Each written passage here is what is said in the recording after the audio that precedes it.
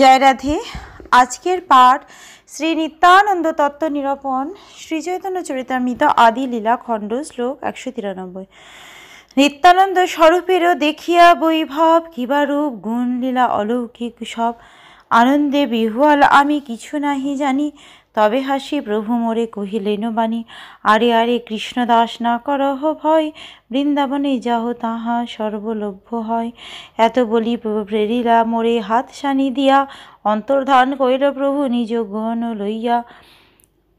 এভাবে আমি শ্রী নিত্যানন্দ স্বরূপের ঐশ্বর্য দর্শন করেছিলাম। তার অপূর্ব রূপ, গুণ ও লীলা সবই ছিল অলৌকিক। আনন্দে বিহ্বল হয়ে আমি অন্য সব কিছু সম্বন্ধে বিস্তৃত হয়েছিলাম। তখন শ্রী নিত্যানন্দ প্রভু মৃদু হেসে আমাকে বলেছিলেন, হে কৃষ্ণদাস, কোনো ভয় করো না, বৃন্দাবনে যাও, সেখানে তোমার সব কিছু লাভ হবে। সেই কথা বলে তিনি হাত নাড়িয়ে আমাকে বৃন্দাবনে যাওয়ার নির্দেশ দিলেন। তারপরে তাঁর পার্শ্বদসহ তিনি অন্তর্ধান হলেন। মূর্ছিত হইয়া মুই পড়িনু ভূমিতে, স্বপ্নভঙ্গ হইল দেখি হইয়াছে প্রভাতে, কি দেখিনু কি শুনিনু করিয়ে বিচার, প্রভু আজ্ঞা হইল বৃন্দাবন যাইবার, সেইখানে বৃন্দাবনে করিনু গমন, প্রভুর কৃপাতে সুখে আইনু বৃন্দাবন। জয় জয় নিত্যানন্দ নিত্যানন্দ রাম, যাহার কৃপাতে পাইনু বৃন্দাবন ধাম। সেই কথা বলে তিনি হাত নাড়িয়ে আমাকে বৃন্দাবনে যাওয়ার নির্দেশ দিলেন। তারপরে তার পার্শ্বদসহ তিনি অন্তর্ধান হলেন। তখন আমি মূর্ছিত হয়ে ভূমিতে পতিত হলাম। আমার স্বপ্নভঙ্গ হলো এবং আমি চোখ মেলে দেখলাম সকাল হয়েছে। তখন আমি মনে মনে বিচার করতে লাগলাম যে আমি কি দেখলাম আর কি শুনলাম, এবং তখন আমি বুঝতে পারলাম যে প্রভু আমাকে বৃন্দাবন যাবার নির্দেশ দিয়েছেন। সেইখানে আমি বৃন্দাবনের উদ্দেশ্যে যাত্রা করলাম এবং প্রভুর কৃপায় আমি মহানন্দে বৃন্দাবনে এসে উপস্থিত হলাম। শ্রী নিত্যানন্দ বলরামী জয় হোক, যার কৃপায় আমি বৃন্দাবন ধামে আশ্রয় লাভ করলাম। জয় জয় নিত্যানন্দ জয় কৃপাময়, যাহা হইতে পাইনু রূপ সনাতন আশ্রয়, যাহা হইতে পাইনু রঘুনাথ মহাশয়, যাহা হইতে পাইনু শ্রী স্বরূপ আশ্রয়, সনাতন কৃপায় পাইনু ভক্তির সিদ্ধান্ত, শ্রীরূপ কৃপায় পাইনু ভক্তির প্রান্ত। কৃপাময় শ্রী নিত্যানন্দ প্রভুর জয় হোক, যার কৃপায় আমি শ্রীল রূপ গোস্বামী এবং শ্রীল সনাতন গোস্বামীর শ্রী পাদপদ্মে আশ্রয় লাভ করেছি। তার কৃপায় আমি শ্রীল রঘুনাথ দাস গোস্বামী এবং শ্রীল স্বরূপ দামোদর গোস্বামীর আশ্রয় লাভ করেছি।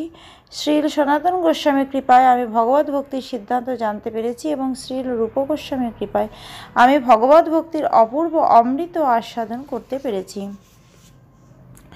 জয় জয় নিত্যানন্দ চরণারবিন্দু, যাহা হইতে পাইনু শ্রী রাধা গোবিন্দ, জগাই মাধাই হইতে মহিষে পাপিষ্ঠ, পুরুষের কীট হইতে মহিষে লঘিষ্ঠ। মোর নাম শুনে যেই তার পুণ্য ক্ষয়, মোর নাম লয় সে যেই তার পাপ হয়, এমন নিঘৃণ মোরে কেবা কৃপা করে, এক এক নিত্যানন্দ বিনু জগত ভিতরে। প্রেমে মত্ত নিত্যানন্দ কৃপা অবতার, উত্তম অধম কিছু না করে বিচার, যে আগে পরয়ে তারে করয়ে নিস্তার, অতএব নিস্তারিল মোহেন দুরাচার। শ্রী নিত্যানন্দ প্রভু চরণারবিন্দের জয় হোক, যার কৃপায় আমি শ্রী রাধা গোবিন্দকে পেয়েছি। শ্রী নরোত্তম দাস ঠাকুর মহাশয় তার প্রার্থনা কবিতায় আকুলভাবে প্রার্থনা করেছেন, আমি জগাই এবং মাধাই এর থেকেও বড় পাপী এবং পুরুষের কীট থেকেও ঘৃণ্য।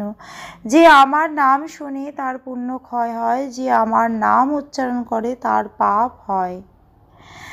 এই জগতে আমার মতন এমন একজন ঘৃণ্য ব্যক্তিকে নিত্যানন্দ প্রভু ছাড়া আর কে কৃপা করতে পারে?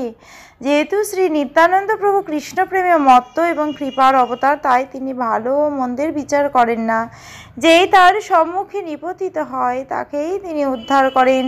তাই আমার মতো পাপী এবং দুরাচারীকেও তিনি উদ্ধার করেছেন। জয় নিতাই। আজকের পাঠ এই অবধি।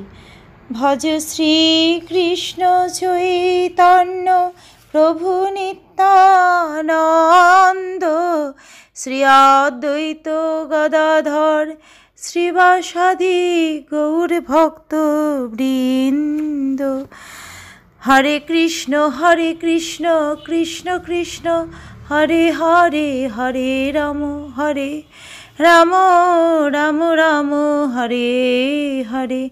জয় রাধে জয় রাধে, জয় রাধে জয় রাধে। জয় রাধে। দণ্ড।